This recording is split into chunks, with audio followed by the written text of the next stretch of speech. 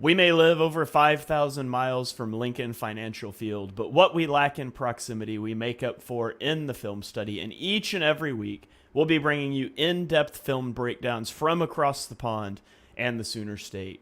Welcome to On the Shane Page. I'm your host, Shane Haff. You can follow me on Twitter at ShaneHaffNFL. And I'm joined by BGN's own film guru, Jonny Page. Give him a follow at JohnnyPage9. Jonny, how are you doing this evening?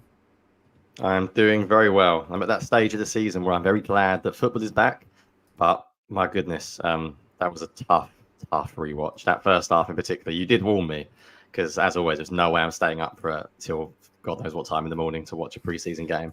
So I watched the All-22 back, and you said just be warned, the first half is abysmal. And yeah, I feel like in general, preseason is just getting really interesting. I think like what we have sort of done on this show and what I've done to my articles this week as well is I'm really just focusing on players that I know are going to make the team, because I just feel like you can't judge like anything else.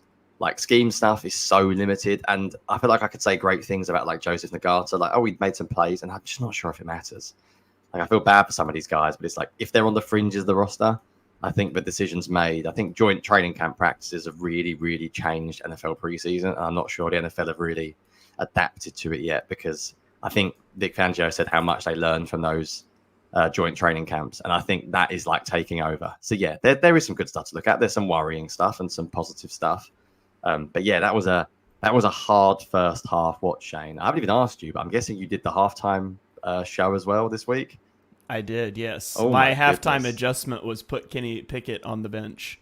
Yeah, we'll get to poor old Kenny Pickett, but yeah, that must have been an interesting halftime show because there was not a lot there. So yeah, we'll do the usual format. I've managed to get just enough out, but yes, I'm good. It is good to have football back. I sound very selfish. It is good to watch real film, but my goodness, can the first game of the season please come? I was saying to you off air, I did have a commenter who wasn't being sort of silly or anything. He made a point that he's a little bit disappointed with what he's seen from Kellen Moore's offense so far this year, and like he was talking about where's all this motion, and I just think I commented back to him and I just don't think it is the offense really. Like they're running the plays, but there's lots of different ways you can run a play. It's to do with sequencing. You can use motion, and I feel like they're calling like maybe like a play they might run, but they're not doing anything to dress it up. It's just like this is called a very, very basic play, and in the real season, it's not going to look like that. There'll be guys in motion. They might be running it from a different formation. They'll be sequencing it based on something they've done earlier on. So yeah. Anyway, how are you? Except for suffering through that live and then suffering the rewatch as well. Yeah, I'm doing good. I'm ready for some cooler weather here in Oklahoma. We've been at like 107 degrees 3 days in a row. So today we're only supposed to get up to 99 degrees, which is nice, I guess. But I would like some cooler weather. We did get a little bit of rain over the weekend, though, for the first time in over a month. So that was nice. Some rain, some cooler weather would be nice. And football, week one getting here would be really nice. I can't wait for that. For all of you English listeners, I know there's a few of you out there. If you are, please always comment and let me know. There are more of us out there. And that's about 42 degrees Celsius. That is wild. That is absolutely boiling. My British brain cannot handle that. I'm not wearing the top as well, but the English football season kicked off as well this week, and I was lucky enough to get down to the Emirates to watch Arsenal. So it's very much like sport is back. Like my wife is very excited because it's full on now. Like Arsenal are back, Eagles are back in 2 weeks, and then that's me done for the next 4 months. Weekends are over. Family commitments are minimal. But yeah, I'm looking forward to it. I really am looking forward to the season now. I'm very much done with preseason already, and bring me the goods, bring me the real stuff. Yeah, our house is on a hill. At the top of a hill, so there's no shade anywhere. And so we have like these shade cloths that block the sun that we've set up in our pastures for livestock. And I literally took some of those and hung them over our west-facing windows this week just to get a break from the sun. And my wife said our house looks like it's being fumigated, but they definitely help. So it's just been miserably hot. But you guys didn't come to hear me whine about the weather, although that is becoming a recurring thing on this show. One of us complains about the weather every week. You came to hear us talk about football, and before we dive into our points, I do want to shout out a review we got on iTunes from Dal Hockey. that said, awesome, awesome, awesome analysis. There are a lot of great Eagles podcasts out there, but if you want X's and O's, this is the best. So we really appreciate that shout out. We are up to 50 ratings on iTunes. And so if you guys are listening on iTunes, on Spotify, please go give us 5-star rating and review. Shout out the podcast. Help us get more eyes on it. But we're going to dive in. We're going to use our same format we've been using going back to last year. Jonny and I each have 3 points on offense. We each have 3 points on defense. We're going to say we'll be done in 45 minutes, but I doubt we wrap up before an hour. So let's dive in, Jonny, and I'll lead us off at the top here with my first point. And my first point, I want to talk about Tanner McKee. I thought Tanner McKee in this game, I thought he looked really good, and he especially looked good when you consider he's coming in after the disaster that was the first half with Kenny Pickett. So I want to show 3 different throws here. These are all throws that I think showcase his arm strength and his anticipation. They're all throws, out-breaking routes, outside the numbers that I think he does a really good job with. But this first play, it comes against a single high safety, and so when you see a single high safety, you know, barring the rotation spinning or barring the safeties rotating post snap, you're either getting cover 3 zone or cover 1 man. That's all you can really be with one safety high. And so at the top of the screen, they have the zone beater. They've got a seam route from the slot and kind of a deep curl route. You're going to stretch that seam. And then on the bottom, they have an in route paired with a deeper slot out route. And it's going to be man. He's going to hit this out route to the sideline, but I just love the anticipation. I freeze it here as he's throwing the ball. The receiver's just going into the break. I think it's a good anticipation throw. He puts the ball on the money at the sideline, taps those toes, moves the chains. That was his first throw coming in off the bench in the second half. It was a 3rd and short, and he lets one rip down the sideline, and you're not seeing that from Kenny Pickett throughout the game, and we'll talk about him a little bit later.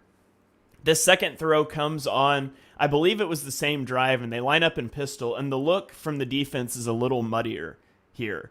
There's no clearly defined safety back. It could potentially be cover 0, but you see the outside cornerbacks, they're playing kind of with outside leverage, and their back's a little bit tilted away from or towards the sideline. So it's a pretty good indicator it's going to be cover 3, and it is cover 3 zone. And he's just going to hit this speed out at the bottom of the screen. And it's a good throw. It's made more impressive by the fact that the right tackle just totally whiffs on the pass rush, though. So this is essentially a free runner in his face, and he hits that speed out for a nice little 12-yard gain on first down. And you really see it from the backyard. It was a rough game for some offensive linemen, especially at tackle, but that was a really impressive throw to me too. And then the last one here, it comes at the end of the game. This is the play that should have ended the game. It was a 3rd down. They let McKee throw the ball. They spin the safeties after the snap, so they show 2 high safeties, and they're going to spin it to a single high safety look, and it's going to be cover 3. And at the bottom of the screen, we've got a receiver running a deep out route, and he's going to have to try to layer this throw in between the flat defender out of the slot and the deep defender. And again, just look at the anticipation with which he's throwing this ball. He's winding up as the receiver throttles down to break. And he's got to try to put this ball right in here over the flat defender in front of the deep defender. And I think it's just a marvelous throw. And it's got to be a catch. I mean, the receiver only gets 1 foot down, but I thought it was a tremendous throw by Tanner McKee that should have ended the game there. So I was really impressed with what I saw from Tanner McKee throughout the second half, especially throwing outside the numbers. Yeah, so I picked my points first this week. So I left you with a layup. I left you with Tanner McKee because I saw your All-22 video. I knew you'd watched him closely. I heard the post-game show. I heard you singing his praises. So I thought I'd let you do it. Preseason is a weird thing because there are certain things you can tell. Like those first 2 plays that you posted, there is zero disguise at all. You're not really learning about Tanner McKee processing. It's really obvious. He threw a back shoulder throw later on in the game as well. I think it was to Joseph Nagata as well. And it's just the most obvious single high safety look ever. It's basically a guarantee. You can throw that ball all day long. It's cornerback and press man. You could see it. However, I will give him a little bit of credit in that deep out, the first clip you posted, which I think has gone sort of viral this week and everyone posting it. I don't care if it's preseason. You made the throw. you can talk what you want about preseason. At the end of the day, the throw is the throw. That's still an out route against a cornerback with reasonable leverage, and you have to throw those throws early. There's some quarterbacks that just can't make those throws. Like, there are some quarterbacks that will not be making out throws like that in the real NFL season. So whatever you think of him, it essentially means that, like, fair play. Like, yes, it's preseason, but he has obviously done very, very well. My first point is going to be annoy everyone. And I chose Kenny Pickett because I feel like we need to have a little bit of the Kenny Pickett discussion. I'm fully basing this on an unfair, because the good thing about doing post-game shows is that I think post-game shows are really good for fans and for analysts. I will be joining, by the way, for those listening, when it is convenient time-wise in the UK post-game shows, is that you sort of give your instant reaction. And sometimes you say things that I think, you're in the heat of the moment. That's the point. And it wasn't just your show, Shane. There was many tweets coming in about, right, that's it. I know BLG's banging the drum. Kenny Pickett should not be the QB2. I'm going to defend Kenny Pickett just a little bit, Shane. Like, just a little bit. Firstly, I'm going to read out an article to you from Sports Illustrated from August the 24th, 2023. So this is basically exactly a year ago. That says the NFL world couldn't believe Kenny Pickett's flawless preseason performance. That was the headline. And then the byline is... Steelers quarterback Kenny Pickett showed out nearing his near-perfect preseason. He's finished the preseason completing 13 of 15 for 199 yards to finish with a 158.3 quarterback rating. Not too shabby for a second-year quarterback. And in that game himself, he played 2 drives, completed 4 out of 4 for 86 yards. Now, this is where you have to be very careful with preseason, in that sometimes players just look very, very different. Kenny Pickett has looked awful.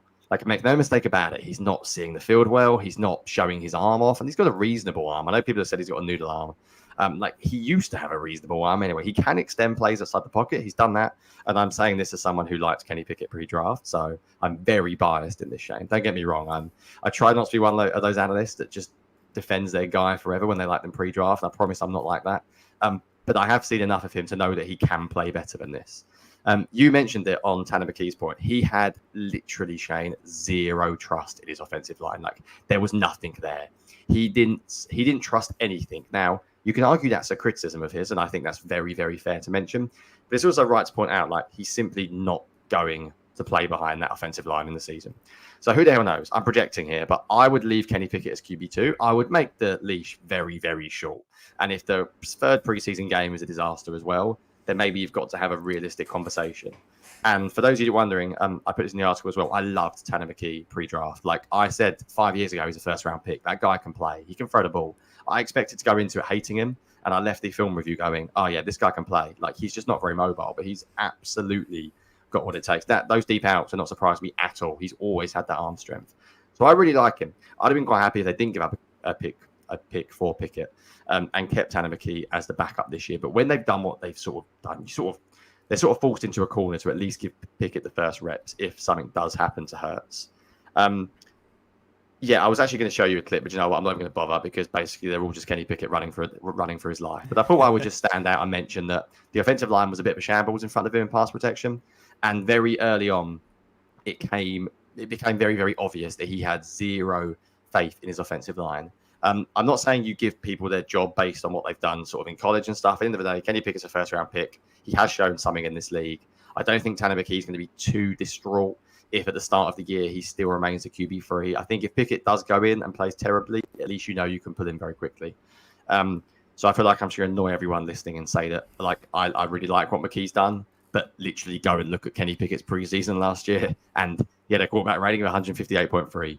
So before we make any massive depth chart changes in preseason, just be aware that we have seen QBs bail out in preseason before, and it hasn't reflected in the season. And I do like McKee, but I think maybe just calm down on the Kenny Pickett hype just a little bit.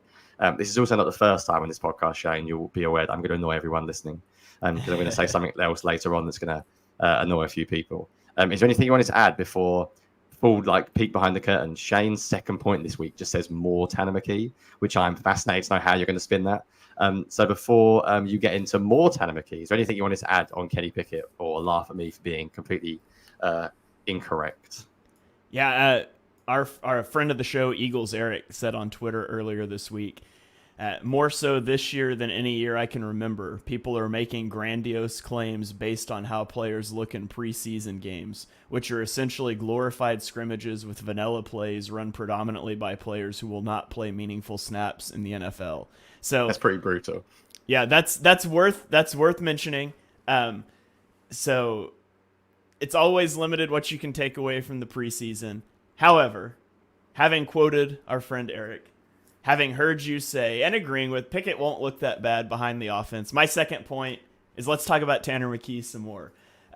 Because I literally found nothing else interesting about the offense. I made the All-22 video on Pickett or on McKee, so I'm like, you know what? Let's just keep talking about him. So here we go. I've got a couple more plays. There is like no wide receiver chat. Apologies. Johnny Wilson not playing killed that interest. Like Will Shipley, we done him last week. Everyone knows who Will Shipley is. Like he looks like a perfectly fine backup. He's fine. Gainwell barely played. Starting offensive line barely played. Receivers didn't play. Like, yeah, we could throw in a few random notes. But yeah, I think you're perfectly justified talking about Tanner McKee again. Like if you want a random note, seeing as Shane hasn't got a proper second point, I'll give you one. CJ Uzama cannot run block to save his life, and I'm not sure he's making the team. So there you go. If people were moaning that we've got the two at the same point, I've given you a CJ Uzama take. So for those of you that are desperate for tight end Bree takes, there you go. Right, talk to me about Tanner McKee again then, because yeah, he did have a really, and I'm not downplaying him by the way. He did play very well. I'm just sort of pumped the brakes just a little bit. But yeah, go for it. Yeah, let's start with some check down talk here with Tanner McKee. So this is a 3rd and 1. And Tanner McKee is going to open up to the front side of the top of the screen, the front side of this concept, and there's just nothing there. And again, the receivers are kind of dreadful here. Like the slot receiver, like nobody's open. And the thing is about this play is it's 3rd and 1. I would just like to see us recognize the front side's not there and get to the check down quicker. I mean, again, it's 3rd and 1. And a little bit of this, too, is I think Shipley is late getting out of the backfield. He's on like a check release, and he's really slow to get out. McKee is kind of falling back off the throw, doesn't get it to him with zip. And even Shipley doesn't extend the ball as he's getting tackled here. And so there's a lot of little things that add up to that not being a first down. And it really should be. Like 3rd and 1, the check down was there. I like that he got to the check down. We just need to speed that up. And I don't know if we can speed it up because the release is slow. And even all of that considered, it should still be a first down if Shipley extends the ball. So he got to the check down. It's just a little slow. I'd like to see you speed that up a little bit. And then later in the game, we get another check down. And this one, I think he does a good job getting to the check down. So the Patriots have a split field coverage. We've got 2 safeties high, and the inside receiver is going to run a seam route. Now against this look, I would want to check this seam route right away because you think that safety is going to have to widen out over the trips a little bit, and you might be able to split these safeties. And it's open. However, McKee doesn't throw it, and his feet are not set up to throw it. And so that makes me think that this slot route or this middle receiver is going to get pressed into oblivion. It's kind of hard to tell what the route is, but I think it's a dig route, which would make this dagger, and there's a curl on the backside. And so the way his feet set up, he's clearly not even considering this seam route, which is a shame because it's open, but if it's not in the progression, like you could drill that in there right now. But if you look at where his feet are lined up, that was never there. And so the dagger route, if that's what we're looking for, it's just not there. It gets pressed. And I think he does a good job here of getting to this check down, the little Texas route from the running back out of the backfield. And he gets close to the first down marker. I'm impressed with that processing. I hope it's that streak was never in the progression, not that he's following away from this pressure on the right side. I can't be certain, but I'm pretty sure I read that out as dagger. But I thought that was a good job of getting through the progression, getting to the check down quickly. And then the final play I'll show on Tanner McKee. And if you want more Tanner McKee talk, I did an All-22 video. I posted it out on Twitter and for our Patreons. So you can go check it out there. Yeah, I don't know if you want that. But this one's another one where I think McKee, I talked earlier about how he throws with anticipation. And there's a fine line between anticipation and too fast. And I think he's too fast here. The Patriots are lined up over a bunch with 3 guys. That should be a major red flag because you don't play 3 over 3. At worst, you play 4 over 3. You might like to get 5 over 3. So this tells us there's a good likelihood there's a blitz coming here, and it is going to be a cover zero blitz. And so the Eagles, I like. There's a little bit of motion here. Just Anaya Smith goes in motion and comes right back. Let's make them move. And then at the snap of the ball, we're going to get from the bottom receiver in the bunch a drag route. The point man on the bunch is going to sort of run a corner route, and Anaya Smith is going to run what I'm pretty sure is just an option route. He can break in, he can break out based on leverage. And he's going to break out because he's got great leverage. But look where McKee is already throwing this ball, and Smith hasn't even started his break really yet. And there's nobody on the outside. I wouldn't consider this like a big time timing route. This isn't like the out route you're driving into the sideline. He's got all kinds of room to make this throw. And yes, there's pressure. It's picked up really good, but he skies it. I mean, if he puts that on the money, I'm probably not saying anything about that. I might even say it was a good anticipation throw, but it's a more difficult throw, I think, than it needs to be, because I think he's just a tick fast here. And so I guess the theme of this set of clips with Tanner McKee is just being a tick off. Like, I think we're a tick slow on that first clip getting to the check down. The second one I think was good. The third one, we're just a tick fast getting the ball out. And so there's things that you can see for him to improve on, but overall I was encouraged by his performance. Yeah, and that's good. I think that's a good point about the anticipation, because otherwise you just get the idea that like earlier is better every time. Like 5 seconds before he breaks, like you have to be relatively on time. It often comes down to footwork as well. Like, are you ready to throw it? And I must admit, I'm not a QB mechanics guy, and I wasn't studying his QB mechanics there, but there might have been a reason why he was late. I also think it's good actually for you just to mention a few negative points, because the whole idea of doing analysis, as we try and do, is that we need to be fair. So, I think it's fair to point out that, yes, he wasn't perfect either. There are things to work on. Right, let's get on to 2 people that I did watch. So, full disclosure, I watched very few people closely in this game because I didn't care about a lot of them. Sorry, I said it. Unless you've got a chance of making the Eagles roster, if you're like, tackle like 6, I'm not going to spend my time studying you. You know, I watch every play, but I mean like actually watching them closely. So I watched Trevor Keegan and Fred Johnson quite closely. I didn't watch Dylan McMahon as closely as I wish I did, because I've heard some good things about him. So I wish I might even go back, and I mean, I'm saying I might go back. That might be pushing it. I might watch a little bit of Dylan McMahon. I'm not rewatching the whole game again, that's for sure, to stand out for Dylan McMahon.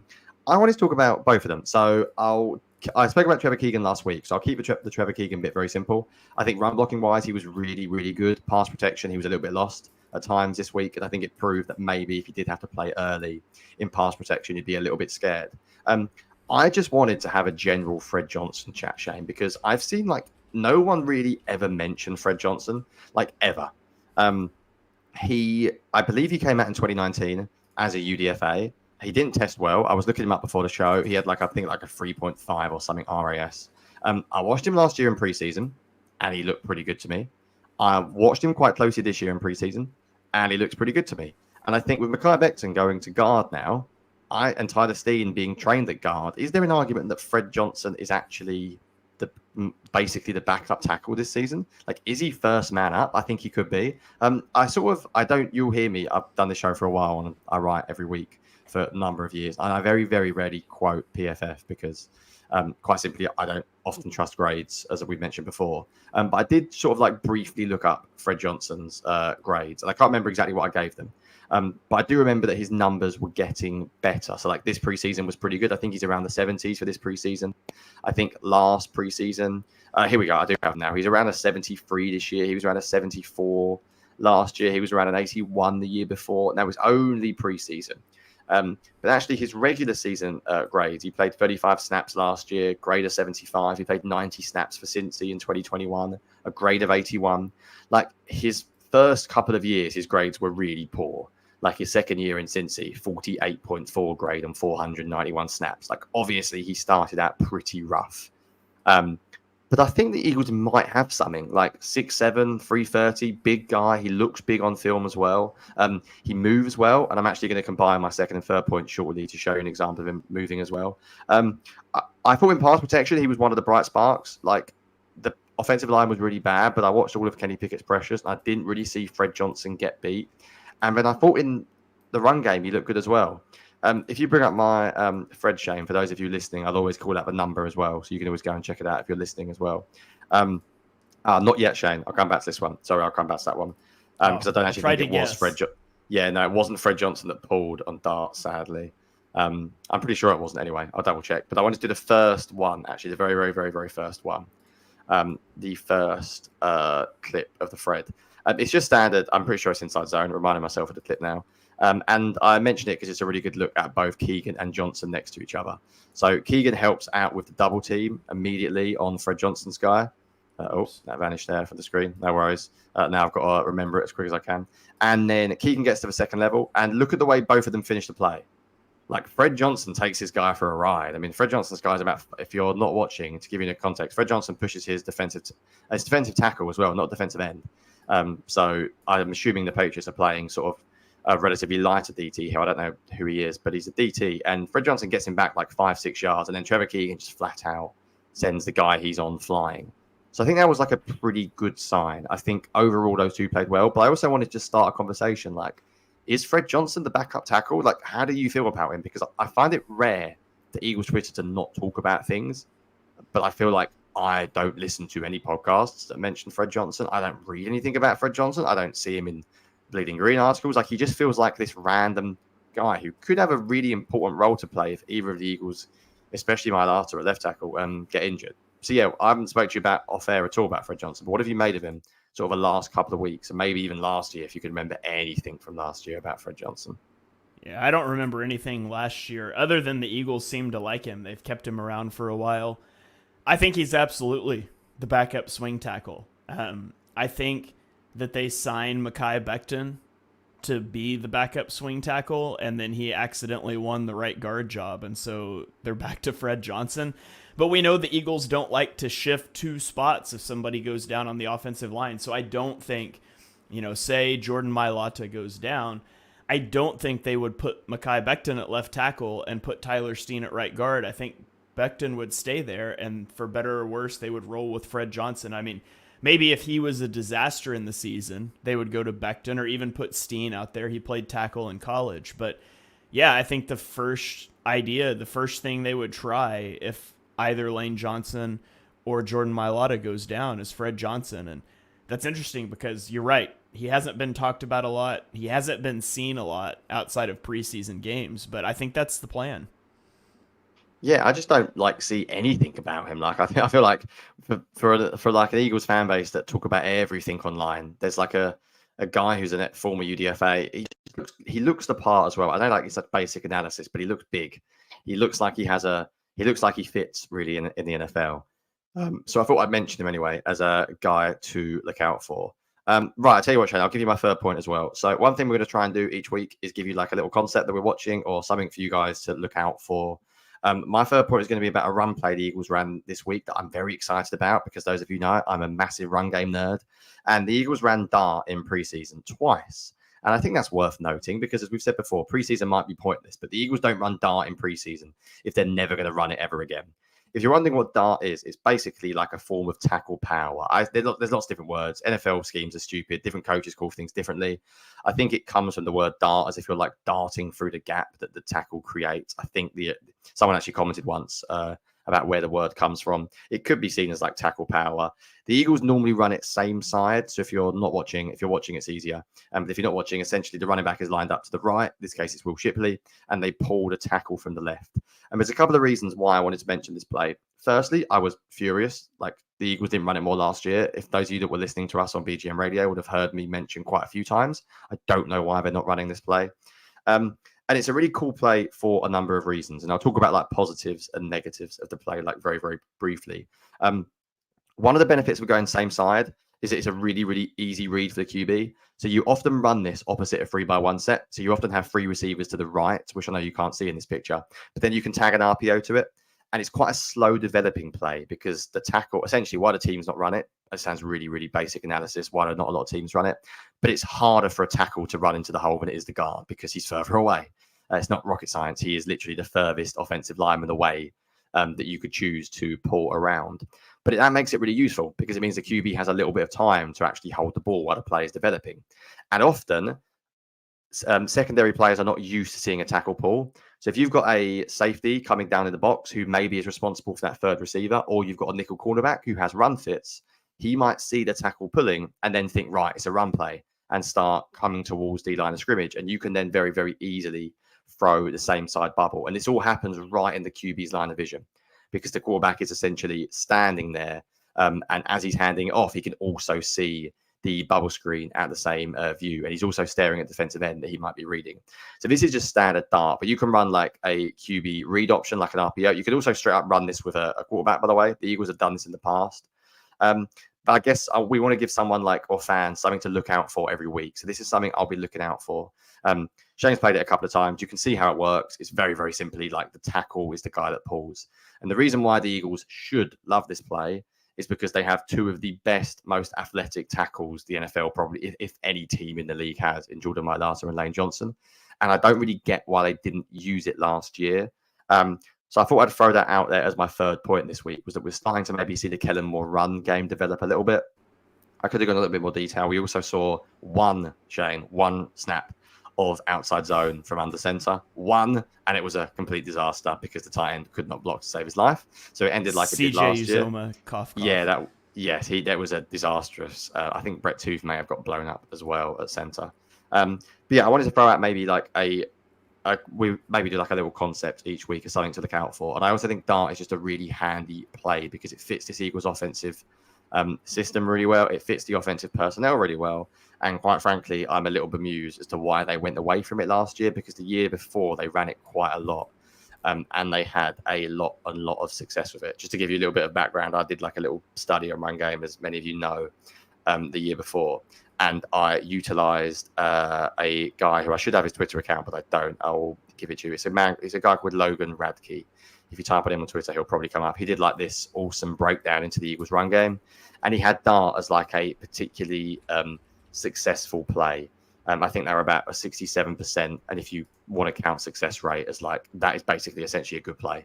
And it worked very, very well. And yeah, they ran QB dart and they also ran sort of RPO versions of it. So I hope that makes a comeback in the Eagles offense. And the fact they ran it in the preseason twice gives me a little bit of hope, because I don't think you randomly, it's not like an inside zone, outside zone. You don't just randomly call dart for backup tackles for the sake of it. Also, Shane, little shout out to Will Shipley. He ran that play really, really well. You could see he didn't just charge into his tackle's backside because he was sort of in the way. He showed a little bit of patience and vision, which I think is what Shipley does really, really well. Right, that is it for me on the offense. As we mentioned before we started talking, there is very little for the offense. There is quite a lot more to get into with the defense this week. I think you have one final point, Shane, which I believe is a single play as well. You can tell we're stretching for points. Single play, and guess who the quarterback is? Go for it. But this play is not about Tanner McKee. This is the 2-point conversion. And I mean, I'm just going to roll it. There's not much to talk about. It's just Aniyah Smith goes in motion from left to right. It's man coverage. They snap the ball, and there's just kind of a natural pick, and it's just an easy throw to the flat. How many times have we seen this concept against the Eagles down in the red zone? I mean, I could pull up the Super Bowl tape. I won't, because I don't want to traumatize people. And the Chiefs ran this twice for touchdowns. One time they came across and got the free release into the flat. The other time the Eagles overcorrected and they broke it back outside after the motion and the corner pursued it too far.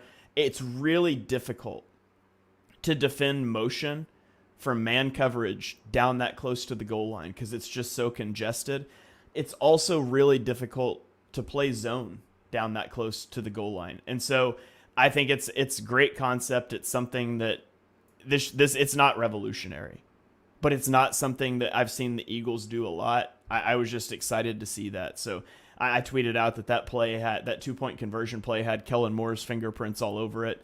And I hope we see a lot more of that down in the red zone this season. You know, we have been starved of motion when we're basically tweeting out it's basically a slant flat, isn't it? It works the same way. Funny thing about that player, Shane, you watch it so many times and it's so hard to cover. Like, you essentially do one or two things. If you pass it off, then you have the guy running the slant against a quarterback who's like frantically sprinting across the field. It's just such an easy play to run. And the thing you've got to be sort of looking out for is if they try and like have a linebacker in the hole and then get you to throw the slant. But it's just easy. Like, football doesn't have to be complicated sometimes. And yeah, I really, really enjoyed watching that play because it is. And I like Robert Mays and Nate Tice when they were together. They used to say, push the easy button. Every offense should have an easy button. A few plays that you can run a couple of times a game. here and there. And it's just like, yeah, we know we're going to pick up a few yards every time. And that is hopefully a little bit of like short motion will become one of the Eagles' easy buttons. Right, before we finish up and go into the defense, anything final? I've already mentioned there's the Titans couldn't block, and the wide receivers, I'd learned absolutely nothing. That is basically it for me on offense. Anything else you want to throw out there, or should we transition over? Yeah, no, that's it for me. We'll go ahead and transition over to the defensive side of the ball. And I'll kick us off here with our player spotlight. So each week we put a poll up on Patreon and in our Patreon Discord for a player that you guys want us to specifically dial in on the film, because you can't watch every single player on every single snap. You just can't do it. And so this week, Nakobe Dean won that poll. And so I've got a few plays here clipped up from Nakobe Dean. I'll run us through, and then Jonny, you can give your takes on them as well. But the first play here, we've got Nakobe Dean. I was impressed with how quickly he flies downhill in the run game. And you watch him on this one, and yeah, he doesn't ultimately make the play, but he's through the A gap. He gets hit in the side by the running back, but it sort of opens things up. It makes the back cut, and it gives time for somebody to get off a block and make a tackle. So I'd love to see Dean make that tackle himself, but I think he does a really good job of flying downhill, and we'll see some more examples of that throughout these clips. But this second one, we're going to see him blitzing.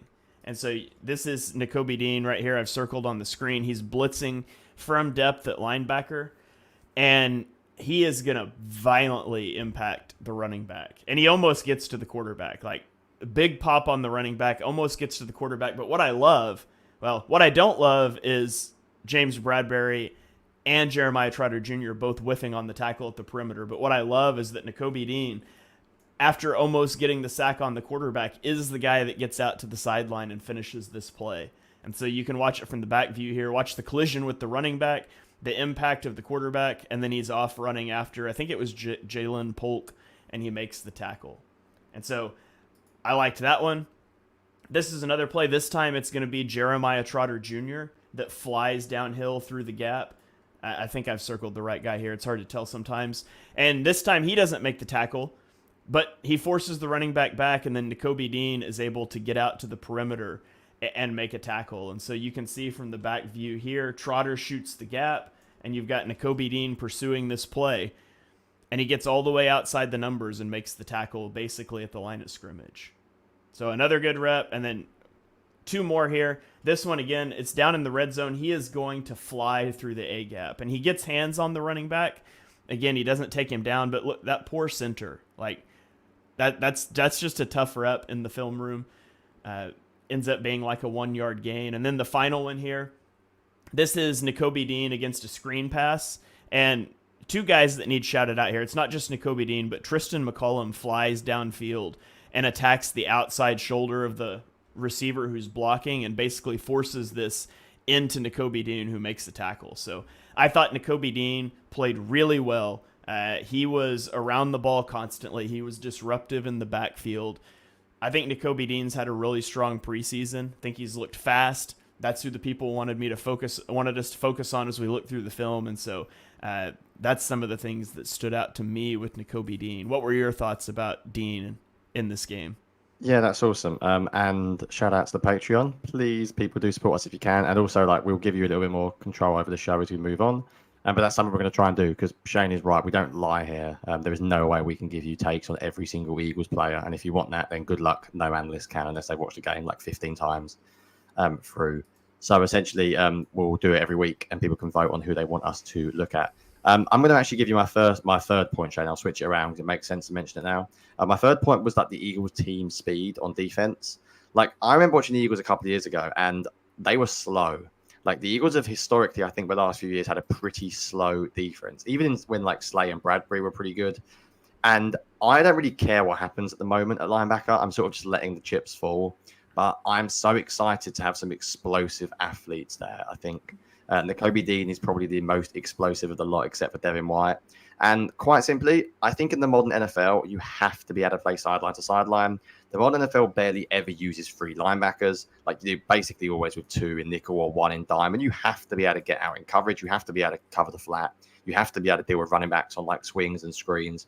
And I've got a lot of time for Nakobe Dean.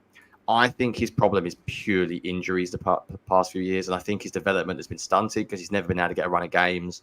I am just praying that he actually manages to stay healthy for a good chunk of this season, in particular in a row, because whether he starts or not, I'm not sure. But I would assume, unless the Eagles are absolutely obsessed with never rotating linebackers, he will get some snaps, and Zach Baldwin's not going to play like 100% with Devin White. And I think gradually, at the end of the day, the Eagles want Nakobe Dean to take that job. They should want him to take that job. They invested a relatively high draft pick on him, and he could be around for a long time. He's a good age, and Zach Baldwin has come from a free agent, I assume, on a one-year deal as well. So it'd be nice for Nakobe Dean to take that job. So yeah, I wanted to mention that as well. Just the Eagles in general seem quicker this week. Shout out to McCollum, the safety you mentioned as well. That guy flies around. Like, I've not made a point of his because I'm not sure he's going to make the team. But he's shown a little bit. I remember last week he had a hit on an incomplete ball. He forced an incompletion. And I remember looking up at who the hell was that guy who made that hit? And it was McCollum safety. And I was like, oh. I think he missed a bad tackle in this game, but I think overall he looks like somebody who hopefully makes a practice squad and could be developed. So yeah, I wanted to mention Nakobe Dean actually in that point on team speed. So I was glad you highlighted him. I think he is pushing to start. However, we haven't mentioned this. We haven't mentioned him this week. Zach Bourne also played really well. But I think just in general, the defense looks pretty quick. I think Bourne, White, and Dean are a very quick trio. I think you've got a lot of young pieces in the secondary level. And I think the back seven in general should just be a lot more athletic this year as a whole. I'll transition, Shane, straight into my second point because I don't want to talk for any longer and not mention my guy. So I will give a massive shout out to Moro Ajomo on this game. Like, I've shouted him out ever since the Eagles drafted him. Going back to the first ever film review I wrote about him after the Eagles drafted him, I think I quite clearly said I couldn't believe he went in the 7th round. I would have had a 4th round grade on him, and that was with like the value of hindsight of watching him after going the 7th. The reason why he fell was because he doesn't have a great pass rush sort of profile. But oh my goodness, Shane, his run defense this week was pretty absurd. Like, he was dominating, and I know he's playing backups, and I know it's preseason, but at the end of the day, you want your good players to dominate. He had like 2 or 3 or maybe even 4 or 5 reps where he wasn't just like making tackles, he was making the guy in front of him look silly. Like, I could have tweeted out even more clips, but I try and keep the thread to a sort of a minimum. The first one I'll show, Shane, is the first play on my film thread. Like, just look at the way he plays it. Like, the guards had no idea what they were doing. And in Fangio's defense, the defensive tackles aren't just charging upfield. Like, they have to take responsibility for their gap first. I won't get into too much of a detail here of a gap and a half. But, like, he's just shoving that offensive guard out of the way. He never gets a hand on him. Like, I know he might look like he has control, but Ajumo is dominating that rep the entire time. And that wasn't the only time he did this. He had one that was, I think there was one time the guard was on the floor. But my favorite one was clip 4 on the same film thread, Shane. Like, just really, really, really stout at the point of run defense. And I think the Eagles are going to want to rest Jalen Carter a little bit on early downs. I think Jordan Davis has shown a few worrying signs throughout the past couple of years, and the Eagles could do with a really good defensive tackle who can play the run. I think Milton Williams is more explosive as a pass rusher, but Ajomo is looking like a very, very good run defender. So I am very much looking forward to his development. I think he's quite clearly the Eagles defensive tackle 4 now. So whenever he plays well, you're definitely going to hear me talk about it on the podcast. I'm definitely going to throw out Ajomo as my second point. Anything you wanted to add on that, or do you want to get straight into your second one as well, who I know is another young player who is playing very well, who also went later than he should have been drafted as well? Yeah, we're playing the hits at this point. It's really well established that you like Moro Ajomo. It's really well established that I like Keely Ringo. And I saw some negative chatter about Keely Ringo for a couple of plays that I'll address here in this film thread. I thought it was a really good week for Keely Ringo again. And so I'll just dive into it here and show a couple of plays. On this first play, he is at the top of the screen. On this receiver, he is essentially on an island. He doesn't have help over the top, really. And I think he has a really good press interaction. So presses, funnels to the sideline. Now, for whatever reason, like, look at the positioning right now, and then look at the positioning once he swings his head around to find the ball. He, like, stutters and gives up separation late. I don't know if it's because he thinks he has such good coverage that the ball's not coming his way and he lets up for a second. Maybe he just missteps. There were some concerns about him playing with his back to the ball in terms of some stiffness and finding the ball. Maybe it's that at play. Either way, it doesn't end up being a completed pass. It was really good press at the beginning, but for whatever reason, he does lose that half a step as he turns to find the ball. So that's something you can watch. Overall, I think that's a pretty good rep. That would be a really tough throw. On this second one, this is one that I saw people talk about. And so we've got Ringo up here at the top of the screen. This is basically going to be a switch release. And so this guy that starts out on the inside is going to end up going outside. They cross. If you see that, sometimes that's difficult for defensive backs to pass off, but they cross. And he's going to end up running a dig route. And so he's angling outside, and he's already got inside leverage. He pushes outside and then breaks it off on the inside. Normally you would have a linebacker there, but Nakobe Dean is going to chase the running back out to the flat because he has to. This is a great rep by Drake May, by the way. He knows exactly where he's going with this ball before the snap. He looks it off and comes back and finds it. And Ringo gives this up. I don't think it's bad coverage. You're going to give up passes over the middle of the field. And so I saw people talk about him getting beat deep. It's a completed pass. I mean, it's unrealistic to expect cornerbacks not to give up completions. I don't think there was anything wrong there. That's just their play beats your play on the chalkboard, and that happens. And so I'm not concerned about that one, personally. The third play here, this is a cover one rep, and he's at the top of the screen.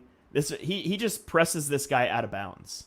Like, he totally takes him out of bounds. And I don't think, this isn't going to get flagged. Like, he's physical, he doesn't grab, but look where they start out. And all the distance to the sideline. And he's able to ride this guy out of bounds. And then if you're worried about him turning and finding the ball, he turns and finds the ball here and makes a play on it without losing a step. And it wouldn't have mattered if he didn't, because the receiver stepped out of bounds anyways. You can see the official's hat fly.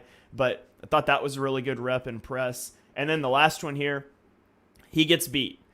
And on the post-game show, talking about this play, I said I thought he was expecting help from the safety, and the safety didn't gain depth, but it's hard to tell without the All-22. That was incorrect. What the Eagles are doing here, the Patriots are in a 3-by-1 set, 3 receivers at the bottom of the screen, 1 receiver at the top. And we talked last week about quarter, half coverages.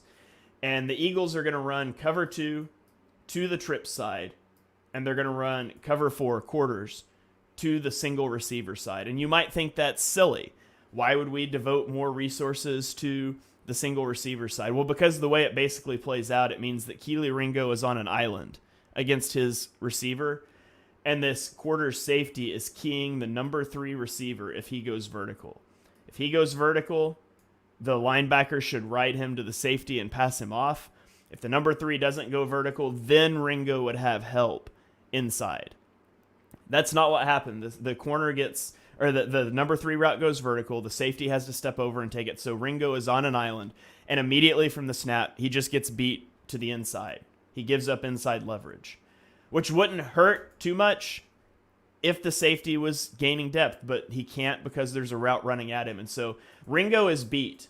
Like, this is not good. You don't want to see this separation, but monitor this separation as it gets downfield, because Ringo is actually able to close that gap and look at the catch point where he's at. I mean, he gets beat, but the way in which he gets beat, the way that he's able to recover with that long speed, he squeezes that throwing window. And for the Patriots to take advantage, it's going to take good protection, a great throw, and a difficult catch. And 2 out of 3 doesn't cut it. And the difficult catch falls through. I just don't think that's a negative rep. How many times have we seen a corner just running free behind a defensive back last season? And yes, Ringo is technically beat. He's right there, and it's a tremendously difficult throw. So I thought that was another play that people were a little down on Ringo for. I think overall that's a good rep, and I thought he had a really solid game. Yep, I fully agree. I think the reason why scheme does become a little bit important sometimes, and not to sound like a scheme nerd, but if you understand coverages, it can help you sort of look at, is it a really bad player by a player, or is it just like partly they're being beat? So the 2 times he got beat there, firstly, I don't actually think he got beat on the second one you posted, the deep shot. I know there is like a little bit of separation, but the guy's basically on the sideline. Like, his press coverage in this game was extraordinary. And I mean that. I don't use that word lightly. That rep you posted, the third one, the guy has like inside, he's like 5 yards inside. And by the time he's 6-7 yards down the field, he's literally on the sideline. Like, there is no throwing window.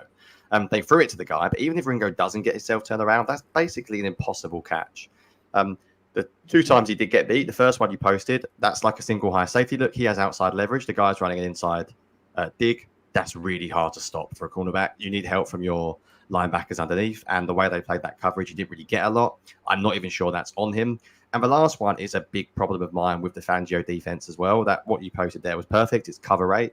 And when they run cover 8, you could also run tricks, which is the same thing they run when they run cover 4. We've mentioned tricks on the show before, but it's essentially where the safety opposite the passing strength is keying the free receiver if he goes vertical. And I do have a problem with the way Fangio plays this at times. And it is preseason, so I think during the season, don't worry. I think Fangio will do different stuff. But I think just like running it on the whiteboard like that, essentially he wants to flood the passing strength so much. He really does leave that backside cornerback isolated. If you look at that play again, like he is basically one-on-one with a receiver who's in a condensed split. That receiver can go anywhere. He can run underneath. He can run vertical. He can run a post. He can run a corner. He can run an in. He can run an out. He can run a slant. Like, that is basically, like they talk about when you run one-on-one drills in training camp and they say the wide receivers always win. That is basically a one-on-one drill. And Shane, I'm going to go even further. I think it's harder than standard one-on-one because he also has at the back of his mind thinking, but I might have safety help. Because unless the free receiver runs vertical, he's going to have safety help. So if anything, as a cornerback, you're thinking, do you know what? If I get beat by the post, that's probably the best one to get beat by. I think that Fangio's defense really does put his isolated cornerbacks in a little bit of trouble at times. And I think that's a really good example of it. Yes, it is on Ringo. No, he shouldn't get beat. But if you understand the scheme and what he's doing there, like, that's a really, really tough ask. And I'll be honest, I'm very much looking out Eagles week 1 for what Fangio does on the backside of 3x1 sets. Because if I'm an NFL offense running at Fangio, I know what I'm doing now. I'm going 3x1. I'm putting my best receiver isolated at the X, and I'm saying, go on then, what are you going to do about it? Because at the moment, Fangio loves flooding that passing strength so much that historically I would throw a ton of those deep shots. So yeah, I think you broke Ringo down really well. I think if you understand the sort of scheme around where he got beat, he did get beat, but it wasn't like he got beat badly. And I think his good reps massively outweighed his bad reps. So yeah, I agree with you. Right, we've got 1 more point each. Do you want to go or should I go? Take your pick. I'll start us off. I'll let you take a break. Go for it. Perfect, because I'm going to annoy everyone. So I want to end by annoying everyone. So I was hoping you'd say you'd go. So talk to me about Bryce Huff, who I believe is your third point. It is, and I didn't even call him Josh Huff in my notes, which is a big win for the podcast, big win for the brand. We saw Bryce Huff. I'm going to do it now live on the podcast. I'm not going to be able to help myself, but we saw a little bit of an extended look at Bryce Huff. We saw 2 drives from him, and I wanted to focus specifically on him in run defense because that was a question mark. But on this first play, he is at the top of the screen. The run goes away from him, which makes him sort of the cutback defender. And so you'll notice that he's unblocked and he's patient, and then he is able to go put hands on the running back. So a lot of times the guy will over pursue and not be disciplined here. This isn't that he's slow to react. It's that he is responsible for a cutback. And so he has to ensure, A, Jacoby Brissett doesn't still have the ball and bootlegging out, that the run's not coming back his way. And once he's confirmed that, he can go attack the ball carrier. So I thought he did a good job of discipline there. My favorite play of his wasn't against the run, but it was the screen pass that he recognizes, again, at the top of the screen that the right tackle does not block him and runs by him. And if you're a defensive end, it's really hard to pass up that free run at the quarterback, but at a certain point you should be like, hey, that guy was supposed to block me and he ran past me. He's either terrified of me or something's up. And Bryce Huff recognizes that this is a screen, and he turns around immediately and retraces this. And it's a good thing he does, because if you watch the initial block here by the receiver, he totally kicks out the slot defender. You've got a tackle coming to go hit this other cornerback. And if Bryce Huff isn't here, I mean, you got a one-on-one with a safety that's 20 yards downfield, and this could be a touchdown. It's at least going to be like 15 yards. But Bryce Huff is right here, and it's a tackle for a 1-2 yard gain. Thought that was fantastic by him. On this, oh wait, this is the same play from the back view. Let me skip ahead. We don't need to see it from the back view. I thought I cut that out. On this third play, though, again, he's at the top of the screen, and watch him go against the tight end here. He sheds this tight end, and he's able to get off and make a tackle. Also, shout out to James Bradbury, who flies downhill pretty aggressively on this play. But watch here at the left of the screen now. He's initially met, and he just puts the tight end on the ground, which is always nice to see. Yes, it's a tight end, but you put him on the ground. It's not like that every rep, though, because a few plays later, it's the same tight end at the top of the screen. This time, he's going to put Bryce Huff on the ground. So, there's good and bad.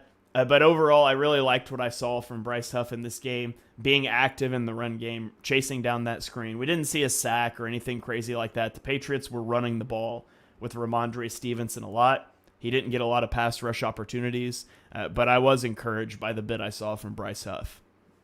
Yeah, it's the first time we've really properly seen him. And that play where he just throws the tight end to the ground, I was like, oh, yes.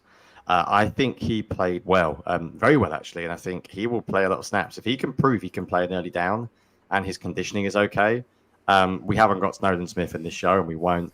But he's not showing a great deal. So, I think Huff's going to play a lot. I think Snowden Smith might have more chance rotating him for a Josh Sweat.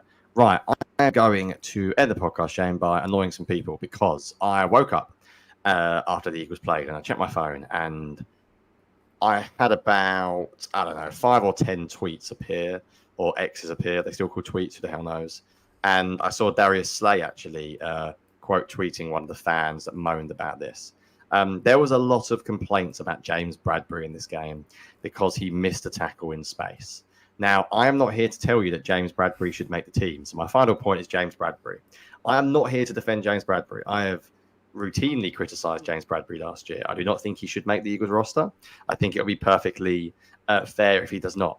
But the Eagles are not going to cut him because he missed a tackle in open field against a running back. That's a very, very hard play to make. If you're going to cut defensive backs who miss tackles in the open field, you're going to have no one left on defense. Because I hate to break it to you, but people miss tackles. And Darius Slay was quick to defend Bradbury on Twitter after the game because of this. I think he has actually, since that, deleted that tweet, or I couldn't find it anyway because I was going to use it in my article and it wasn't there. What I want to do is explain to you why James Bradbury is not going to make the roster or should not, money depending. And it's not because of effort. It's not because of an inability to tackle. It's because of essentially it is extremely difficult going from outside cornerback to safety in Fangio's scheme. It is not the same as what Avonte Maddox is doing. It is not the same as from going slot cornerback to safety because you are basically playing everything completely different. Whereas essentially, if you're the safety sort of opposite the passing strength, you quite often have a very, very similar role as a nickel cornerback. You're essentially like the nickel cornerback on the other side of the field. Sometimes you're the one playing the two receiver. So I wanted to show you a couple of clips of why Bradbury probably won't make the team, but I wanted to make it very clear, it's not because of effort. I think James Bradbury, and I'm not in the sort of business of defending high-level athletes for showing effort who get paid a fortune to do this job. But he has shown really, really good effort. In the run game, he is coming downhill as quickly as he possibly can. And Eagles Eric commenting there about Chauncey Gardner-Johnson missing tackles as well. He does indeed. Safeties in the open field will miss tackles. All I want to see Sidney from Brown players, too. Yeah, Sidney Brown misses a ton. And he comes downhill as quick as anyone. Is simply showing effort. And do you know what? Bradbury's done that bit fine. He has genuinely been okay in run defense. He has come down quickly. You showed a clip earlier on where he hit the running back at the line of scrimmage quite hard. He is doing everything sort of right there. The problem is, Shane, it's just such a hard transition. And he had a couple of problems this week. The first one was really obvious. Clip 3 on my film thread. So clip 3 is the Eagles running cover 9. And if you pause it at the start, shown very, very briefly. So cover 9 means that the weak safety comes downhill, and then they basically play cover 3. So in this case, James Bradbury is the weak side safety, and he is going to play cover. Basically, he's going to play sort of seam to flat or whatever inside. Now, very, very quick about Fangio. You will very rarely watch a Fangio defense get outnumbered. So what do I mean by that? I mean outnumbered vertically. So teams used to run cover 3, standard cover 3. What does that mean? You've got 3 defenders deep. What would every NFL offense do? Let's run 4 verticals because 4 beats 3. So what does Fangio do? He says, right, if that number 2 receiver runs vertical, I want my nickel or safety, because again, this is where the roles are similar. You need to carry the number 2 vertically. So what I'm saying here is the role is similar, whether you are a nickel or whether you are a safety. Because if you look at either side of the play here, Shane, the nickel and the safety essentially have mirroring like plays. What am I trying to say? They're doing the same thing essentially. Whereas when you're playing outside cornerback, you're never doing this. Outside cornerbacks have a totally different role. James Bradbury has been used to running up and down a lot, playing a lot of man coverage, playing a lot of man everywhere he goes coverage. And if you watch on this play, what happens is, I feel sorry for Bradbury in some ways. As I said, I'm not in the business of defending people who get paid a hell of a lot of money for doing this, but he's trying. But he's half a beat late. He almost like instinctively runs as if he's an outside cornerback for a second, and he's like trying to go for the outside receiver. And then I think he panics and realize, you can almost see him. You can imagine what his brain is telling him in that moment. He's thinking, oh, I can't believe I've done that. But it's hard, and he doesn't get beat. But that's essentially a good example of where, even though they're playing cover 9, and even though that makes you think, well, it's cover 3, the outside cornerback should have the vertical receiver, not if it's a 2 going vertical. So I wanted to make it clear, like, Bradbury is not at fault for an effort or an inability to tackle. Do you know what? If it came down to that, I'd keep him. I think he's shown that he can actually do that. I think his problem is simply he is transitioning from a very different position in a very difficult scheme. And there is one other example of this shape. And I don't know if exactly he has responsibility for this. So I'm not blaming him. But clip 9, the Patriots run a standard read option play. Like everyone's seen this play around the league thousands of times in the past 5 years. And Bradbury, and I'm not exactly sure on the responsibilities here, whether it's him or the edge defender who should have the quarterback. It's possible Bradbury is like helping out as an extra body, but the back view is really bad for Bradbury here, sadly, this angle here, if you are watching it, because he just can't figure out who has the football. Like if you pause it, like when they run the play, like he thinks the running back has it, and then he sort of goes for the running back, and then he goes back for the quarterback, and then he goes back for the running back, and you almost feel sorry for the guy, like because he's not used to this. Like, this is a really different position. James Bradbury has never been in the C gap as an outside cornerback, like reading the QB and running back and seeing who's kept the ball. Like, he's not been a primary run defender. He may have had to come into the run fits occasionally, like very rarely, if he was like isolated as a quarterback to the isolated receiver side. But basically, Bradbury's doing something that is simply not what James Bradbury is used to. And I saw some comments like, oh, we can't tackle an effort coming down here when look how useless he is in space. And like that clip in particular annoyed me a little bit because that's not the reason why he's going to struggle this year. The reason why he's going to struggle is because it's a very complicated defense and he's transitioning to a very different position. I'm not saying he should make the roster. I'm not saying he's been great. I think finances will come down to that a little bit more than his actual play, because we know the reason why he's doing this is because he can't play outside quarterback anymore because he's not good enough, quite simply. But I thought it was fair to mention that if he does get cut, it's not because he's not able to tackle a running back in space with no one around him. It is because this is a very, very difficult defense to understand. And I think you can see from those clips why it's a difficult defense to understand.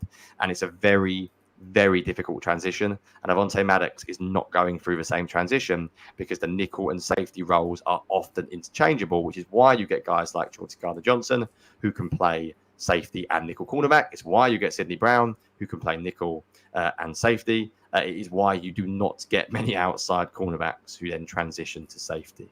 There you go.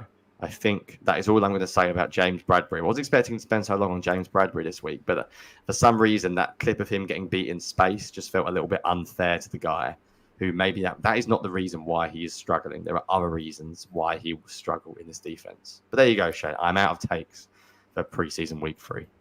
I feel bad. Week 2. I wish it was preseason week 3. Preseason week 2. Yeah, I feel bad because Bradbury's catching plenty of flack, and then I caught him with a stray on Twitter because on the Avonte Maddox interception, at the top of the screen, a receiver gets open, breaking outside, and Brissett turned it down, and it should have been a touchdown. But for whatever reason, he turned it down and came to the backside, and Maddox got the pick. And I read the number wrong.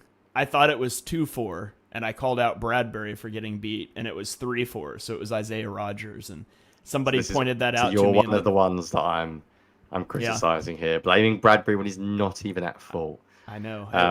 That one was on. It is tough. I'm going to reiterate again as my final thought here that players need to get together in position groups and just like have a defining characteristic. Like AJ Brown's pink shoes are great for all 22. Like if you're going to have the same number, if Bradbury's on the team and he's going to be 24 and Rodgers is 34, one of you wear an arm sleeve and the other one don't. Like just make this simple for us. It's so hard to read those numbers. I need a little bit of help there. Yeah, there we go. Before we finish up, because full disclosure, we had to do early today, and I need to go. So we do need to end basically now. We did get one comment coming in as a question from Eagles Eric, and we always appreciate comments when we're live. Just very, very quickly mention the Cardinals free high look. Yes, I am fascinated by this development. I'm going to be watching it extremely closely, Eric, this year. I actually went back and watched a little bit of Cardinals last year because the way they use Buda Baker is really interesting. For those of you that are listening, so basically like rather than too high, you play free high. And obviously it means there's some problems in run fits, but there's some really cool things you can do with it. The Cardinals and the Titans, I believe, ran it the most last year. And the reason why I watched the Cardinals run it was because I was going to write an article on it and I didn't because I ran out of time because of the Fangio stuff I was doing. But I wanted to put like a hot take out there. Like if the Eagles wanted to play more free safety, could Sidney Brown be the Eagles' Buda Baker? But I didn't put it out there, but I've just said it now because no, he probably can't be because Buda Baker's outstanding. But I'm fascinated if the season goes along, whether this is a development. And I think Fangio has sort of dipped his toes in the waters, shall we say, a couple of times and tried this as well a little bit as well. So I think this is basically like a big nickel, but I think there's some cool stuff you can do out of it. Might be something if the Eagles do get to it, then I will definitely highlight it on the pod. Right. I think I'll leave it there, Shane, for you to get us out of here. You know that I'm totally going to clip that up and reorder your words to say that Sidney Brown could be the Eagles' Buda Baker, right? I mean, is it that outlandish one day? One day? Not as good, but you know what I mean. But yeah, that can go along with the other many... as I said, I need to stop comparing players to players. Like, can't help it. It's how I view it. I'm always thinking, could someone do that role? But yeah, there we go. I love it. Jonathan Gannon, innovating. Who knew? That's going to do it for this week's episode of On the Shane Page. If you guys enjoy the show, if you want some creative control over the show, head over to our Patreon at patreon.com/ontheshanepage. We have a $3 and a $5 pledge tier. It gets you access to a Discord, some exclusive content, and some creative control over the podcast. So we really appreciate your support. Also gets you an ad-free podcast feed, but don't worry, if you're not able to do that, that's totally fine. Our podcast will stay free in the Eagles Pin Pull Network podcast feed as well. Be sure you rate, review. Come back next week to hear Jonny and I break down fourth-string offensive linemen from the third preseason week. It's going to be a lot of fun. We've got something cool planned for the next week heading into week 1, but we'll keep a lid on that for now, and we will catch you guys next week for another episode of On the Shane Page.